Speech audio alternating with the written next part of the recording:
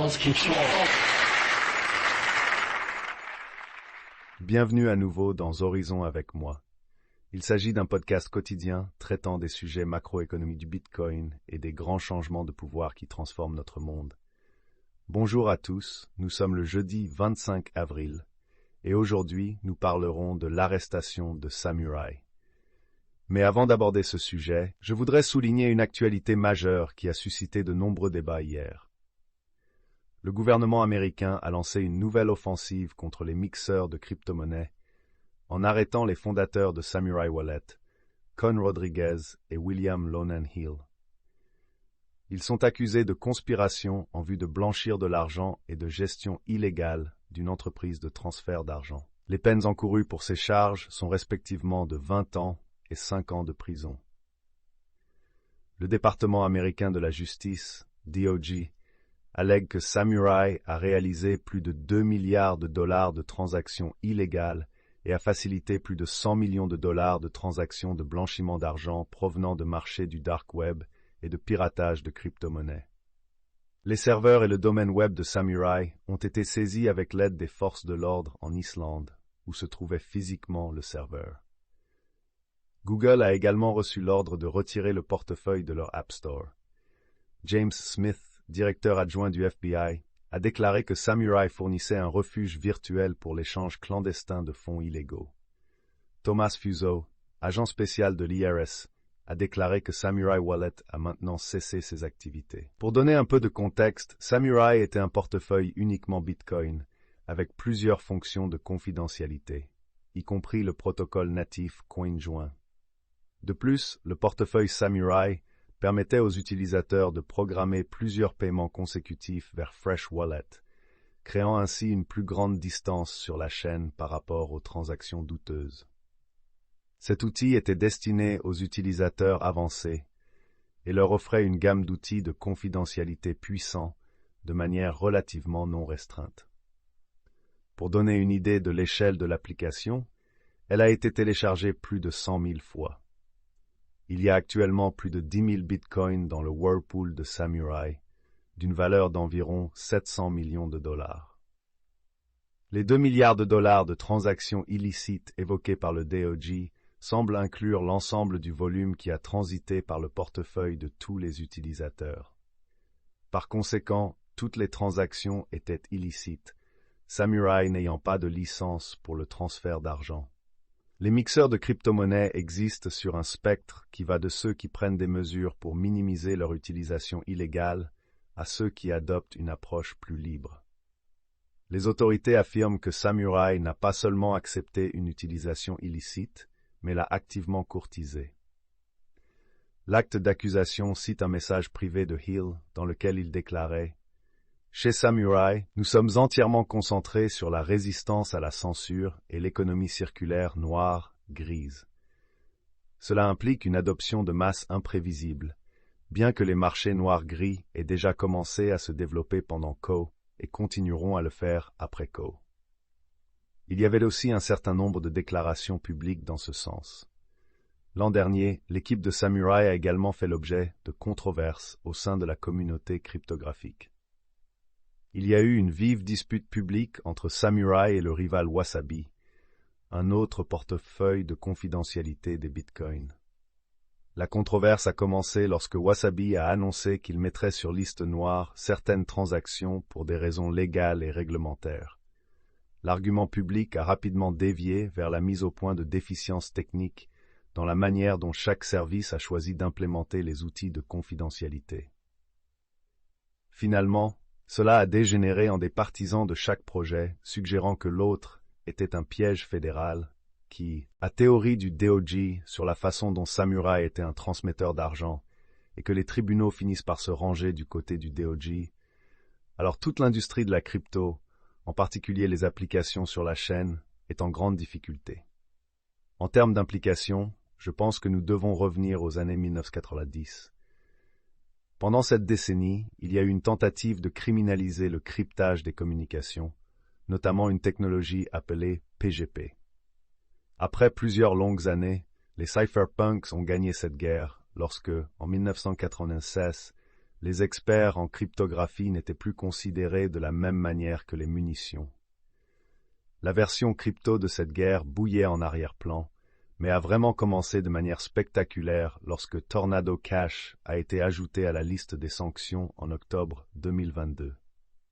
Si l'histoire peut servir de guide, cette bataille prendra plusieurs années, nécessitera de grandes batailles juridiques et probablement une démonstration que la confidentialité cryptographique est inévitable et insurmontable.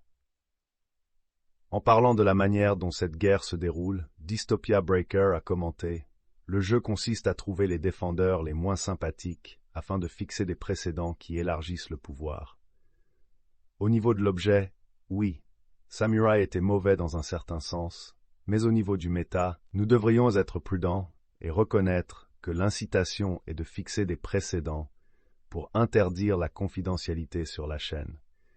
Des gens ont fait beaucoup de mauvaises choses avec le logiciel PGP de Zimmerman dans les années 1990.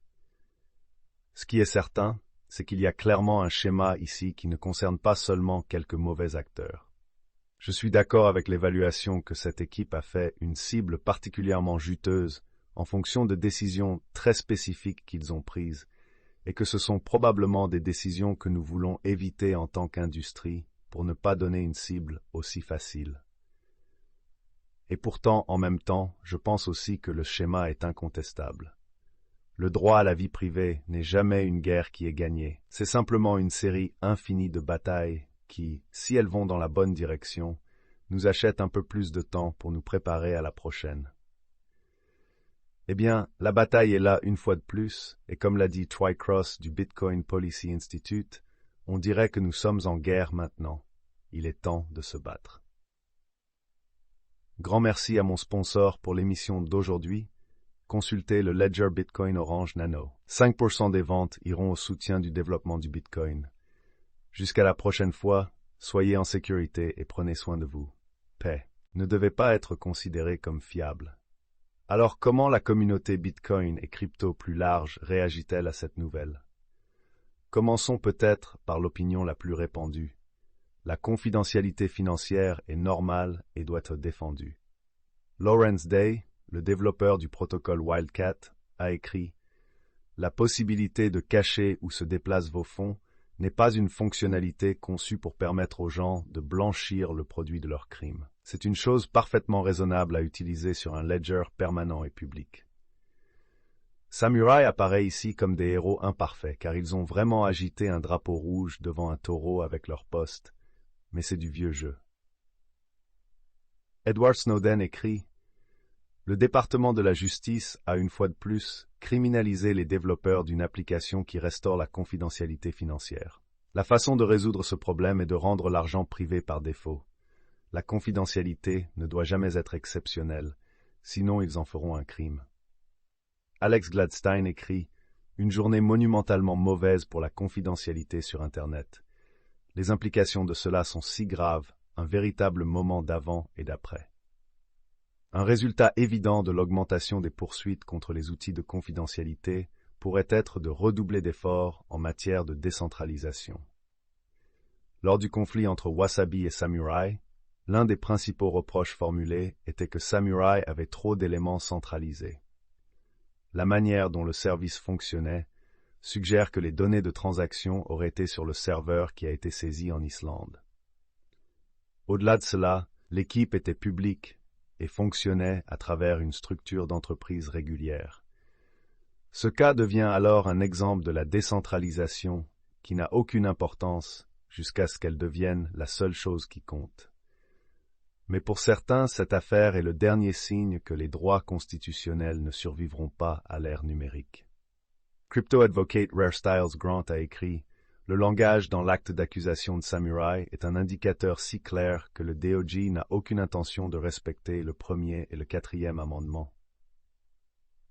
Il n'y a pas d'autre façon de le présenter. Il n'y a pas d'atterrissage en douceur ici. Il n'y a pas moyen que la plupart des aspects corporatifs de cette industrie puissent tourner ou faire face au langage de cet acte d'accusation ou à ce que le gouvernement dit fondamentalement à propos du code open source en général et à la responsabilité des développeurs. Il n'y a tout simplement pas d'angle sur cela. Il est très clair que si une technologie de ce genre existe, ils vont simplement briser la Constitution et l'Internet comme un taureau dans un magasin de porcelaine pour l'arrêter, sans égard pour aucun aspect du droit constitutionnel ou de la procédure régulière. Alors si l'objectif de l'industrie est de trouver un moyen de préserver la confidentialité, il vaut la peine de creuser un peu dans les accusations pour comprendre exactement ce que le DOJ prétend être illégal dans ce cas. L'avocat en droit de la crypto-monnaie Orlando Cosme a eu le meilleur résumé de l'acte d'accusation en tweetant « L'acte d'accusation allègue que Samurai opérait comme un transmetteur d'argent sans licence, ce qui nécessite généralement de contrôler les fonds des utilisateurs. Mais l'acte d'accusation n'allègue jamais un tel contrôle. En effet, il concède que les employés de Samurai n'avaient pas accès aux clés privées des utilisateurs. Et sans cela, Samurai ne peut pas contrôler les fonds des utilisateurs et par extension être un transmetteur d'argent. Au lieu d'alléguer le contrôle des fonds des utilisateurs, le DOJ allègue d'autres actions prises par l'équipe pour exploiter le service. Ici, le DOJ allègue que l'équipe de Samurai a créé des transactions pour les utilisateurs et a diffusé ces transactions pour les utilisateurs comme étant à la base d'être un transmetteur d'argent. Cela vous rappelle-t-il votre projet crypto préféré? Ça devrait. Si j'ai raison et que c'est Lynn,